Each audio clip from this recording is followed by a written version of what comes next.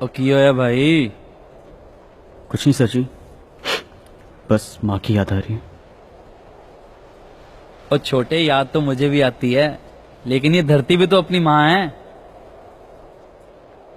दिवाली गए कितने दिन हो गए? 4-5 दिन हुए होंगे साहब जी। क्यों, क्या हुआ साहब जी? नहीं नहीं, कुछ नहीं, ऐसे ही। बेटे का अपने हाथों लिखा खत आया था।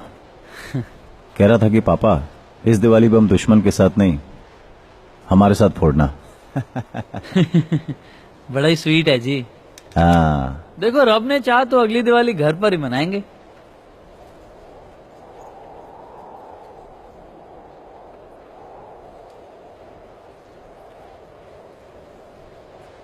कश्मीर में 1.5 महीने के लिए ऑपरेशन पर गया था।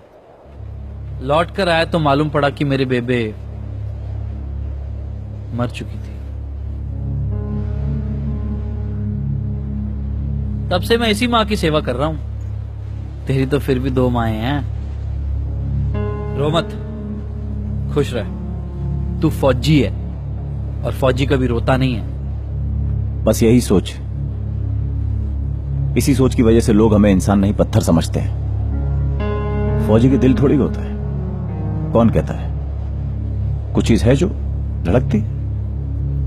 कोई किसी कॉलेज में जाके चिल्ला चिल्ला के माइक पे कहता है कि इंडियन आर्मी रेपिस्ट है, और हजारों की तादाद में लोग उसका समर्थन करते हैं। हम कश्मीर में टेररिस्ट मारते हैं और कुछ पढ़े लिखे लोग उनकी मौत को शहादत का नाम देते हैं। लाखों लोग पेटिशन साइन करते हैं इंटरनेट पे, कहते हैं कि इंडियन आर्मी कातिल है।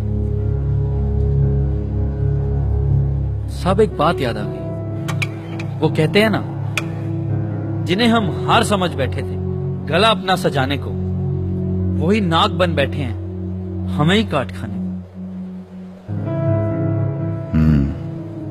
कुछ लोगों ने तो हद ही कर दी।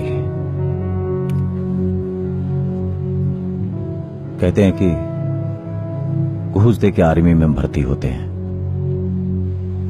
फोकट का राशन खाते हैं। एक तरफ कोई एक्टर कहता है कि किसने कहा था उस 19 साल के लड़के को सरहद पे जाने के लिए, और दूसरी तरफ कुछ लीडर्स आतंकवाद के खिलाफ हमारी जीत का प्रूफ मांगते हैं। The bloody dog this uniform. Proof? अब हम सबूत दें कि आप सब इतनी आसानी से हर रोज बिना किसी प्रॉब्लम के कैसे हक मूत लेते हैं।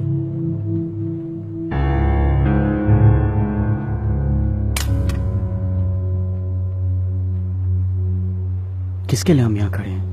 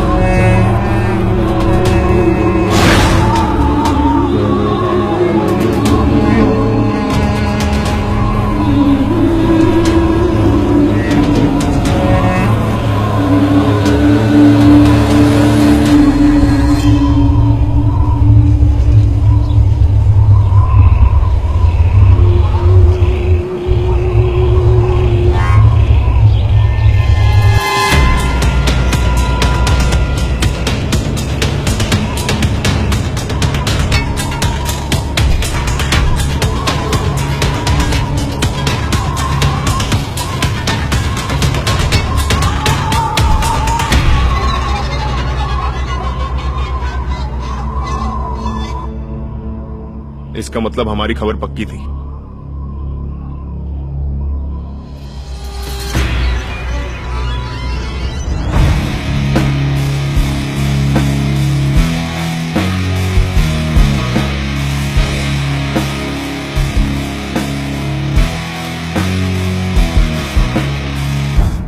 वीर जी, सरहद वाली माँ हो या घर वाली माँ, किसी एक माँ को तो बलिदान देना ही पड़ता है।